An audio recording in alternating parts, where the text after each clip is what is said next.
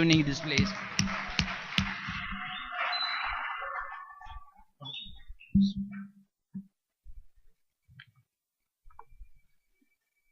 All right, let's all turn in our Bibles to 1 Timothy chapter 4. 1 Timothy chapter 4. And once again, I just want to say it is a privilege to be able to preach and to be part of your conference and part of what God is doing. And it really is an honour for me to be able to be involved in what you're doing here together for this country. 1 Timothy chapter 4. The longest train in the world that there's ever been was in Australia in 2001. You can actually look this up and have a look at the picture of this. And the world record for the longest train was set in Western Australia. This is if you're looking at a map of the world and the continent of Australia, and the left-hand side of Australia, go right up to the top. And there are many, many towns there, but this was a train that travelled between two towns, between Newman and Port Hedland. Newman is a mining town. I preached there many, many years ago, and Port Hedland is on the coast. And so this train was to travel between these two places. It was a distance of 275 kilometres. The train was 7.3 kilometres long. It had 682 loaded ore wagons, and it took 8 locomotives to get this train to move and to its destination. Now, the reason I mention that train is because it took momentum to get it to move. Now, one of the things that I appreciate that this Bible conference is about is it's about men who are wanting to build churches. And you might be a brand new pastor, you might be very new, just pioneering in recent times. But I tell you, I have a heart for this, and I've pioneered enough times that I know what it feels like, and I'm aware of the pressures and what you go through when you're trying to establish a ministry. But one of the things that's so important is to get momentum. If you're going to have a church, have a ministry, there's got to be momentum. And I want to preach about that. 1 Timothy chapter 4. And the text that I'm reading, remember, is from the Apostle Paul. So he could be our Pastor Mitchell. Apostle Paul is probably languishing in jail. He knows that he is going to die. He's probably going to be killed for what he believes and what he preaches. And he is writing to Timothy. Timothy is younger. He's newer. He's a very, very capable younger man who's giving himself to the call and the purpose of God. And Timothy, who's aware, or Paul rather, who's aware of what Timothy is experiencing from jail, writes him this particular letter. And I want to read just a little bit of that letter, 1 Timothy chapter 4, 12 to 16. He says, "Let no one despise your youth, but be an example to the believers in word, in conduct, in love, in spirit, in faith, in purity. Till I come, give attention to reading, to exhortation, to doctrine. Do not neglect the gift that is in you, which was given to you by prophecy with the laying on of the hands of the eldership. Meditate on these things. Give yourself entirely to them, that your progress may be evident to all. Take heed to yourself and to the doctrine. Continue in them, for in doing this, you will save both yourself and those who hear you." Now I wanted to take a couple of minutes. I want you to consider with me for a couple of minutes, first of all, about getting momentum. And what I mean by that is getting it started. My wife and I were raising our children. I remember when the girls, they're all older, they're all married now, but when they were young and they were starting out in primary school, I remember there was a little saying, it was a little abbreviation the teachers would give to the children, give to the girls, and it was GGG. And what it stood for was get started, get going, and get finished. I want to tell you that that is what's involved in building a ministry. You've got to get started, you've got to get going, and you've got to get it finished. But if you're going to be able to do this, you must understand the principle of acquired momentum. Think about that phrase, acquired momentum. Acquired momentum is a little bit like when you've seen a small child who wants to jump something.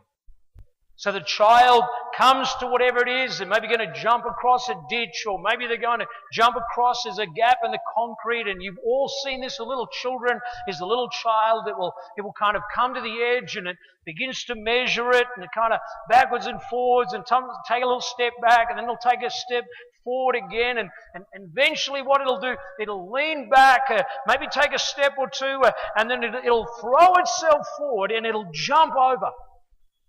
That's acquired momentum. It's getting that thing to begin to move. See, ministry must have acquired momentum. See, ministry is a lifelong commitment. It's a long journey. It starts from when we get saved. There's the process of discipleship. Then there's various callings. Zechariah 4:10 says, "For who has despised the day of small things?" You see, this is just starting out. I was thinking, what an incredible privilege. Here's this fellowship in India, 11, 12 years. It's nothing. It's hardly even started. It's just at that very beginning stage. But what an incredible thing to be part of. And see, the mistake that people often make is they look at how small something is, and they kind of say, well, it's only little, and it's only this, and it's only that. And God in this scripture, He challenges us, and He says, listen, don't you despise small things. That's why when you're young pastors, people starting out in their ministry, and you might be one of those here today, and you think sometimes you get up to preach and do your stuff, and you feel incredibly inadequate, and you say, man, compared to my pastor, I'm terrible. Listen, don't despise. You've started. See, it's acquired momentum. And this is why pioneering a church, it's probably the first 6 to 18 months that's the hardest. Now, I appreciate different countries, different cultures, different places in the world. There's perhaps varying degrees. Sometimes it takes longer to get started from the time of being launched. But I can tell you, I've pioneered enough times. If you work hard, probably the first year and a half, maybe to 2 years, 6 months to 18 months is probably the most difficult. See, in the early stages of building any church or any ministry, there's going to be many things that work against you. And what happens to us, we think that it's so hard, it's going to be like this for forever. Not so. See, it's getting the train moving. If you think about this train, it took 8 locomotives, 682 loaded wagons. I'm no engineer, but I can tell you this, the most difficult thing about getting a train that big to move was the beginning. Can you imagine as all 8 locomotives began to exert all of the power through those diesel engines, as those wheels began to grind on the tracks, and behind is 682 loaded ore wagons. It's not rocket science, but to get that thing just to begin to budge was the most difficult. See, that is why developing a ministry can't be stop, start, stop, start. I was in the Prescott conference in July this year, and I was sitting almost in the front row. In fact, I was on the aisle, second row, first seat, and I wish I wasn't because I went to sleep so much from jet lag. I was embarrassed so many times. But you know what? As I'm watching these guys preach, it occurred to me they got that good over 30 years.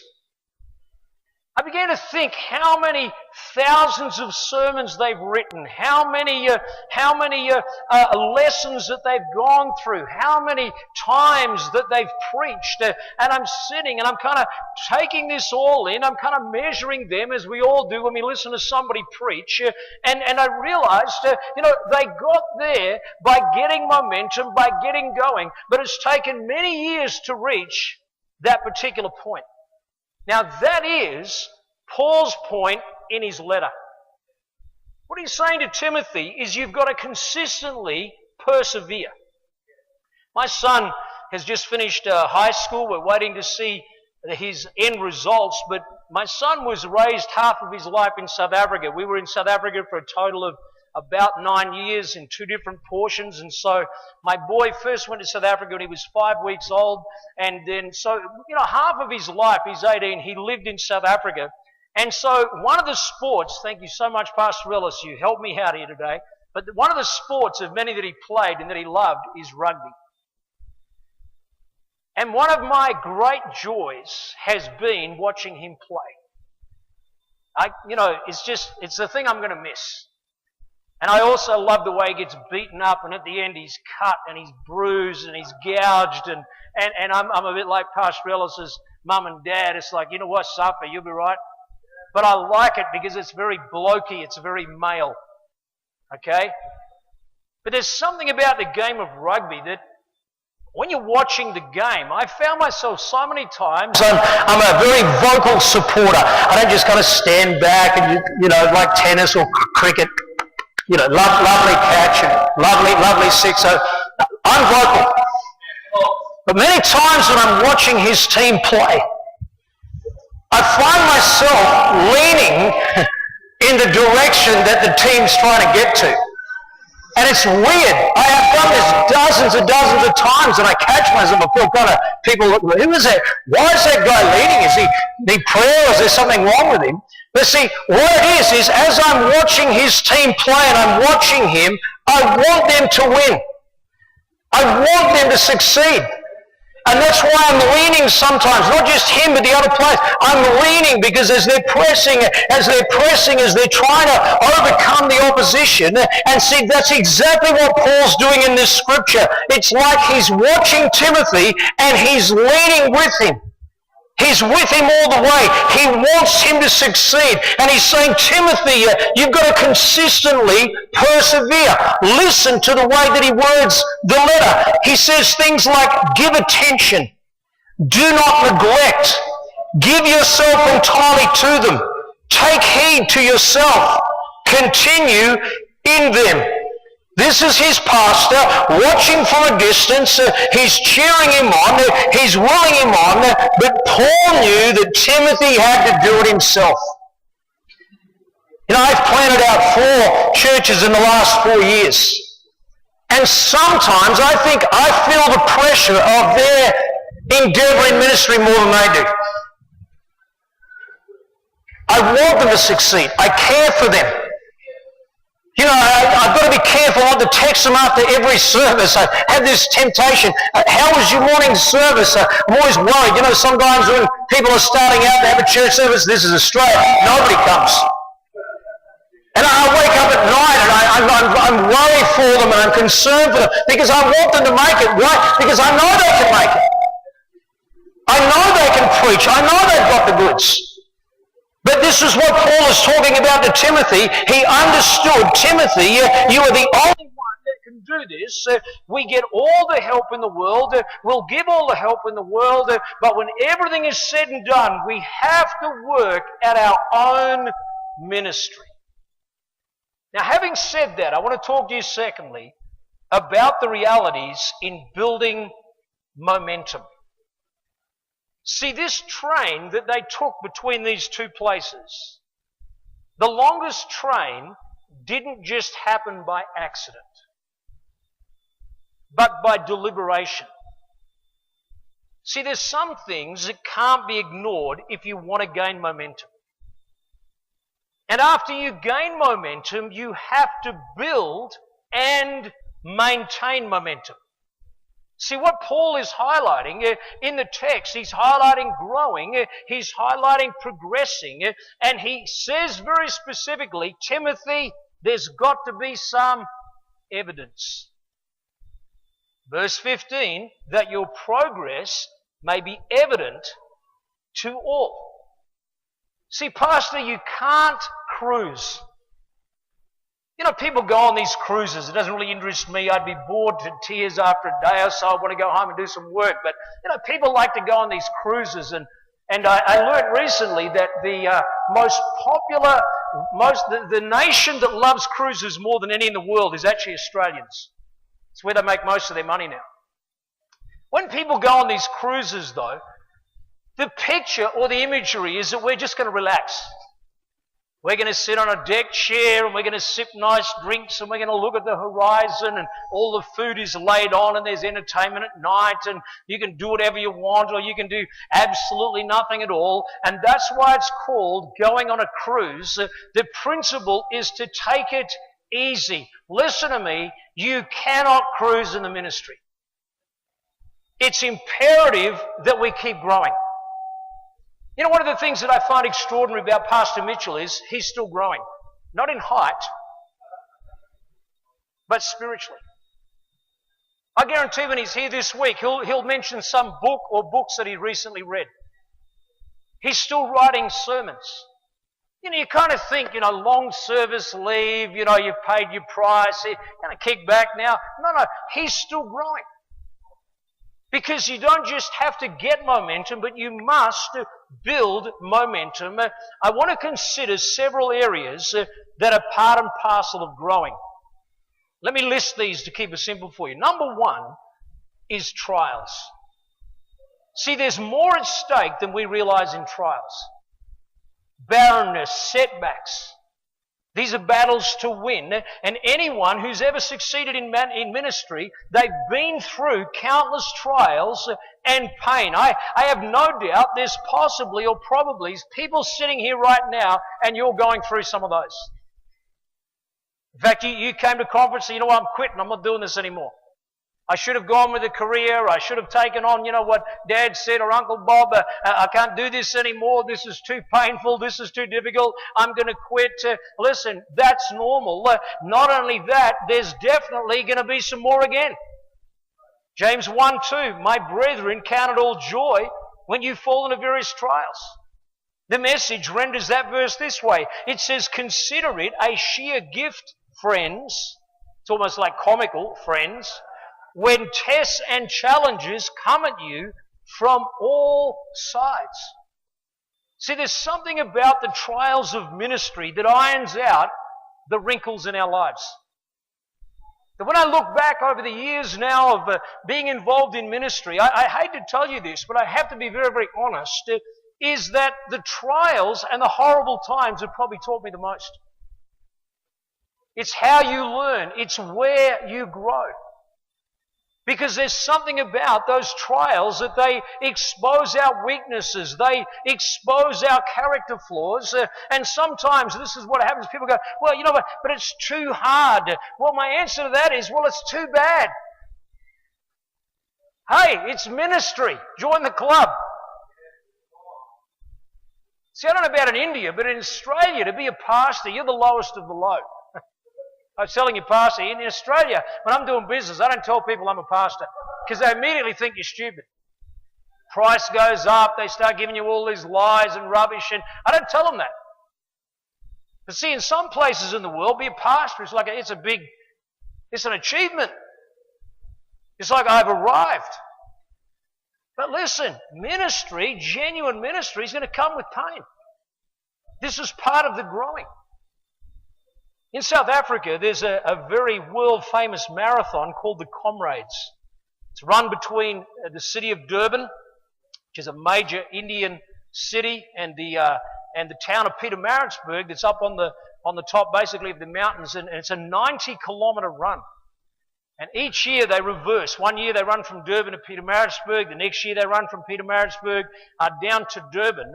And this is one of the most grueling marathons that you can go through. And so I was reading a little bit about this particular race. And it says in their constitution, it says that one of the aims of the race, listen, is to celebrate mankind's spirit over adversity. One of the pastors we have in South Africa who got saved way back with me in King Williamstown, his name is Brett, he's run the Comrades several times, and he said, Pastor, the next day after you run this race, he says all your toenails fall out. It's because of the pressure in your body. It's because of the intensity of the run and of the trial. See, if you're going to grow in ministry, there's going to be some trials. It's part of it. And this is part of building momentum. The second thing that will happen, is very, very important, is your personal example. This is what Paul says to Timothy, verse 12. He says, be an example to the believers in word, in conduct, in love, in spirit, in faith, in purity. See, brother, you can only produce what you are yourself. This is what the unrighteously ambitious don't realize. They think, you know what, if I can get in with the right people, if I can drop the right names, if I can fellowship with the right person, if I can get in the right pastor's club, if I can be in the right place at the right time, it's all going to work out for me. Listen, you are deceived. See, some men try and manufacture their position, but it's without authenticity. And in the text, there's a very key word that Paul uses as he's writing to Timothy about Timothy being an example. And that word example in Greek, which fits right in with the theme of this conference, is it means a model forged by repetition. A model forged by repetition. Now, I was a horseman before I got saved, and I've put steel shoes on the hooves or the feet of many horses. And one of the things that you do is you have to shape the shoe to fit the horse's foot. These shoes are made for steel.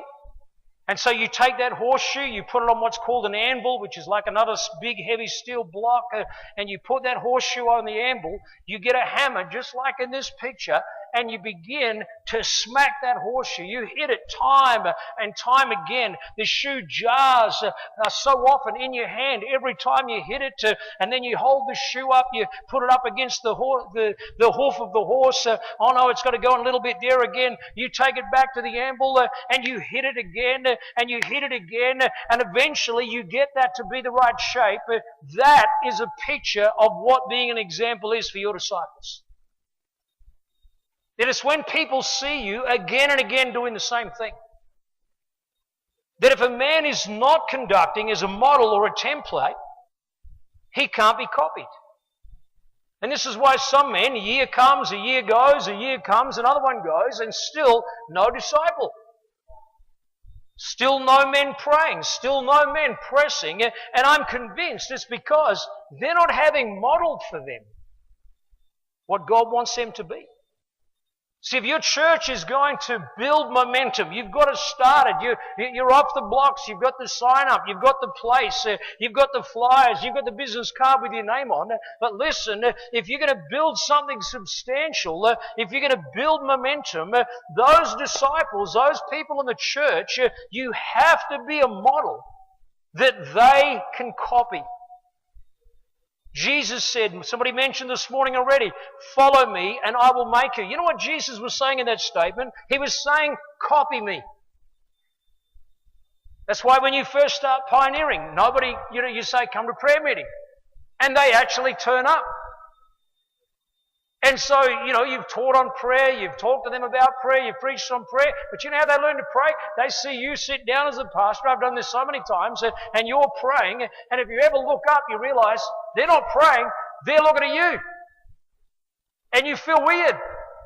So you do it, you keep going, and they're fascinated by this, but eventually, they start to do what you're doing. See, don't underestimate your example. Because those people are watching you. That's why we have a saying in our fellowship, it's better caught than taught. What that simply means is you model something that they're able to copy. And this is crucial in building disciples. Like begets like. If you're fat, they'll be fat. If you pray, they'll pray. If you're liberal, they'll be liberal. If you're faithful, they'll be faithful. If you're loyal, they'll be loyal. Your church is going to build and progress in momentum. It matters your example. There's a third thing very quickly, and that is large-heartedness. Nothing's going to vex you like people. Vex means irritate, bother, or frustrate. And listen, if you're going to make a long-term in ministry, you've got to get a handle on this. Now, this includes, number one, people who wrong you. Listen, people are going to disappoint you. They're going to talk about you. They're going to bag you out. They're going to criticize you. They're going to betray you. They're going to abandon you. But you have to be able to process this. You have to be large-hearted. The other side of the coin is how you view someone else when they're successful. This is another litmus test for every one of us. It's the largeness of heart. And that's why Romans 12:15 says, rejoice with those who rejoice and weep with those who weep. Let me ask you, are you redemptive? See, a lot of times where pastors begin to feel like throwing their hands in the air and they want to quit and they want to get out, I can't do this, it's not working. Listen, you've got to be redemptive with people. They're going to make terrible mistakes. They're going to let you down. They're going to disappoint you. But you've got to be like Jesus dying on the cross. What does he say? He says, Father, forgive them, for they know not what they do. In other words, Jesus is saying to his Father in heaven, Lord, I know these people, they're just not getting it yet. But we need to forgive them. See, that's largeness of heart. That is one of the hallmarks of our fellowship. We know discipleship, Pastor Mitchell said it 100 times and more, it's a sincere desire to help someone else achieve their destiny. And I can tell you, I've seen this firsthand. Men, sometimes women, their wives, they have been messed up, they have been confused, they have been they have been difficult, they've got all kinds of problems, but given enough time, if you pass the test of large-heartedness, you will see people make it. There's another one very quickly that's critical in building momentum in your church. That is doctrine. Now, this is crucial for both the church and yourself. And if you look at the main text in the letter, twice Paul mentions to Timothy the subject of doctrine. Doctrine means teaching. And I'm probably going to touch on this, I think, again tomorrow. But listen to me, your preaching matters. Can I say it again? Your preaching matters. Listen to verse 16. He says, take heed to yourself and to the doctrine. In other words, to the teaching.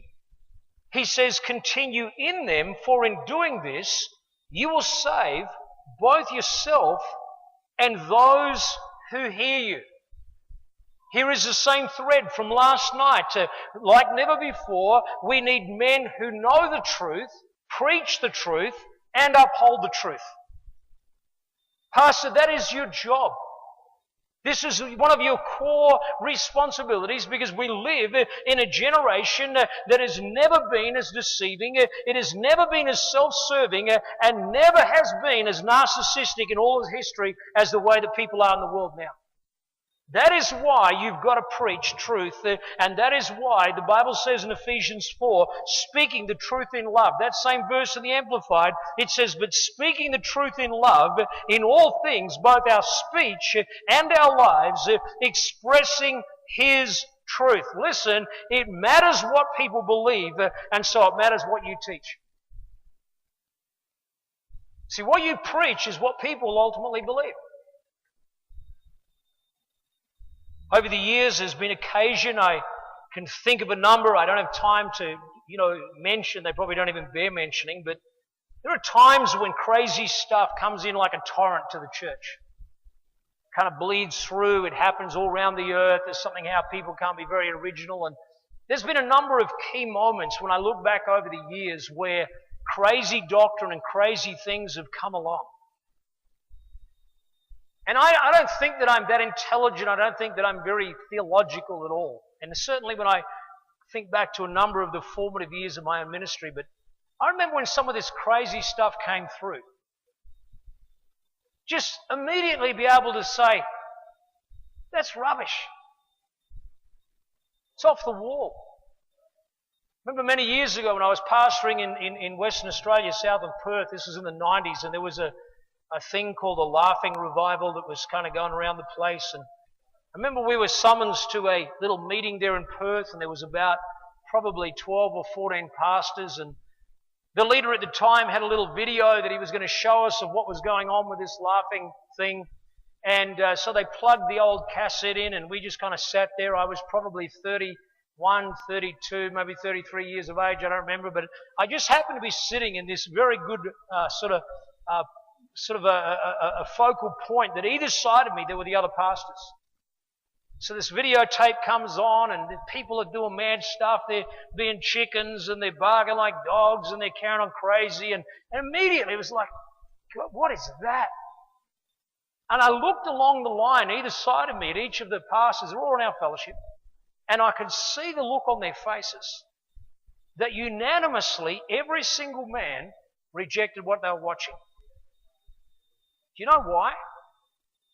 Because of the sound doctrine that we have had preached to us from our leader primarily for so many years. And it was such a study to me to see how quickly, we're all young pastors, how everyone just so readily rejected that. It's because of doctrine. See, that is why you've got to go to plenty of trouble in writing your sermons and delivering them. Ecclesiastes 12:9, and moreover, because the preacher was wise, he still taught the people knowledge. Yes, he pondered and sought out and set in order many proverbs. Brother, work at your preaching and work at knowing doctrine, because if you do, those people that you pastor and care for are going to be grateful. See, one of the things that Paul highlights in this text, he says, Timothy, if you do this, he says, you won't just save other people. He says, but you'll save yourself. Last couple of weeks, just before I came across to this conference, I was at a wedding. It was like a dinner the night before the wedding. And there was a little discussion at the table, and these men told me about a man who used to pastor in our fellowship. And they said, Pastor, did you know that he's become a woman now? Now, I don't normally share these kind of stories. I really don't, but it bears mentioning. So one of the men who's very responsible, he has a lot of integrity, when he went home that night, he kind of did a little bit of research and came back. And he showed me in church the next morning. He said, Pastor, he was very discreet. And he said, Pastor, let me just show you this picture. He said, I did a little research last night. He said, that's not a rumor, it's true. And he showed me the picture of this man who's now a woman. It's his Facebook page, not her, because if you're born a male, you will die a male. I don't care how many operations you have, what they chop off. You can go to the butcher shop, do what you like. God only makes men and God makes women. But he showed me the picture of this man. It's got makeup. It's got long hair. I mean, he is the butt ugliest woman you ever saw in your life. But this man got married in our fellowship, had children, pioneered a couple of churches, and now in his mid to late 40s is masquerading as a woman. That is frightening. And see, you could be sitting there and say, oh, well, that'd never be me. Listen, I never thought that would be him. But you know why? Because of a neglect of doctrine. Listen, if you're from one of the churches here, you need to say, God bless my pastor for preaching to me and tell me the truth. You need to pray for him. When he preaches one of those scorchers, one of those that just confronts all the rubbish that you know is not true, you need to say, thank God for him. See, Pastor, that's why. Go to the trouble of building your sermons. So many times younger pastors, well, I don't know anything about that subject, I don't preach on it. There's a golden opportunity to learn about it. Get a couple of books on the subject, ask your pastor for some information on it, and go to the trouble, begin to research it, begin to study it, to build yourself a sermon, preach it to the church. It's going to go into the church. It doesn't matter if some of the people don't come that you wanted to hear it, but you've written it, you've studied it, you've preached it, and as you confess with your mouth, you will believe it in your heart. You are setting yourself up to protect not just yourself, but those over the years of ministry who will be protected as well because of it. Let me finish quickly. I want to talk to you in closing about then gaining momentum. See, to kickstart any church is hard going. My wife and I have 4 children, 3 daughters and a son, and I was there for the birth of all of them. And, admittedly, by the end, I did sit on the beanbag and kind of read a magazine waiting for the kind of, the finale, for the boy to come out. But something, it doesn't matter how many times men, husbands see their children born, we will never truly appreciate what it is like for a woman to give birth. Can I tell you something? Just like that mum trying to break through, that's pioneering. It's tough. It's grueling. It's not easy. Listen, if it was easy, everyone would do it. Yes, you're hurting. Yes, it's difficult. But I have no doubt if you begin to think of any great pioneers of this country of India, if you did your study and began to read about some of the pioneering fathers of this nation, listen, they went through hardship. Roads that you drive on, water that you drink, things, pleasures you enjoy today. Someone paid a price for that. Yes, it's not easy. Yes, it is difficult, and it demands being constant. It's in one direction only. But listen to me, once you gain momentum, there is some rest. After a while, it's not all gut-wrenching push. At first you're pioneering, you're trying to sing, but you sing out of tune. You have no musicians. Your sermons look like nonsense. Only psychos and their dogs come, or they don't come at all. And you're outreaching, and you're giving out flyers, and you're getting up for morning prayer, and you're beating yourself up, and your wife's beating you up as well. And you're saying, dear God, this is too hard. Listen, yes, it's hard. But eventually it gets easier. Eventually it's not all a gut-wrenching push. Eventually it begins to move. When I went to King Williamstown in South Africa, I'll never forget, in 1998, and the building that I managed to rent, we eventually bought that building, but when I went to that town, it was the highest crime rate in South Africa, and that, believe me, is a record. Everyone said to me, people will not go to church here at night. Now, some of you, it would be hard to even conceive this. 7 p.m., 0 people on the streets. I'm talking ghost town, because there's so much crime. Here, you're like, guy's lying. That's because you live here in India. I'm not exaggerating. No one on the streets at 7 p.m. It's too dangerous. And everyone I spoke to there, South Africans, said, oh, no one will go to church here at night time. You know what? I said, no, I'm not going to believe that. I'm going to build a fellowship church. We're going to have 3 services a night. And I remember this building in the street. It was a dark street. There's no lights. So I said, you know what? We'll get lights. God opens the door. I tracked down, it turns out, the head of the electrical department. I went to him and said, listen, they told him the story. He says, oh, we can help you with that. Within 2 weeks, this man authorized, and they did it, which for Africa is another miracle, and they put street lights in from the main road right down to our church. Not only that, he said, I'll tell you what else we'll do. That building you're in is an old building. He goes, it's kind of heritage. We'll put a spotlight on the pole across from the building, and it'll be at our cost, and that spotlight will run all night. So I also put the lights on the edge of the building, I began to pay for security, pay for guards to stand there with guns and things, put it on my flyers. Car security. Seriously. And you know what the greatest delight for me as that church grew? It was standing in the door of the church on any evening service, looking at the cars. It was wonderful having all the people in the building. But it was looking at the cars. Because I remember when there was one car, it was mine. Now there's 30, 40 cars parked there at night time. I say, you know what, devil? The reason I'm saying this, you know what, it is tough. But if you think about that train, once the train began to move from Newman to Port Hedland, it gained momentum. As those wheels turned, as they ground on the tracks, as those diesel engines exerted the power and delivered the torque to the wheels on those locomotives, and that thing began to move, listen to me, once that church that you are endeavoring to build, once it gets going, you will gain momentum. Look around you. 12 years ago, there wasn't any conference.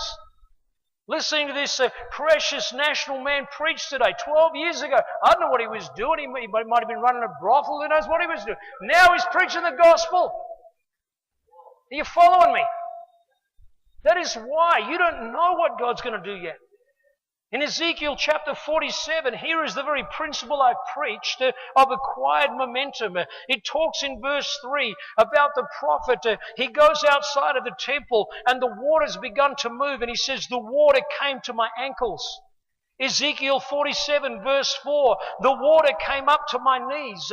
And then Ezekiel 47:5, he says again, he measured 1,000, and it was a river that I could not cross, for the water was too deep, water in which one must swim, a river that could not be crossed. That, church, is acquired momentum. It's building, it's gaining momentum, it's forward progress. Paul says to Timothy, give yourself entirely to them that your progress may be evident to all. Listen, you know what the big plan of what's going on here is about? It's about disciples who are yet still going to preach. It's about churches that are yet going to be planted. And it's about churches that are already open who are going to plant churches. Listen, get the big picture. Grasp the whole vision of this. Because it's not just about one church and just another church it's about churches who are going to plant churches. It's about men who are going to preach to men, and those men will preach to other men. I remember many years ago I went to my pastor and I said to him, he passed away a couple of years ago, and I said, Pastor, listen, would you consider me being your assistant? I wasn't trying to get the job, but I had a heart for him. I loved him. I was his armor bearer. I knew that he was tired. He'd been ill for a long time. And I said, Pastor, forgive me for being presumptuous. Would you consider me as being your assistant? I'll never forget. He said, Peter, listen. He said, of course I'd consider you as my assistant. He said, I think you'd be a great assistant. And then he paused and he said, but you know what I do think? He said, I think that would be an absolute waste. He said, I think what you should be doing is what you're already doing. And he said these words. He said, you know something? He said, you're going to have far greater ministry than I've ever had.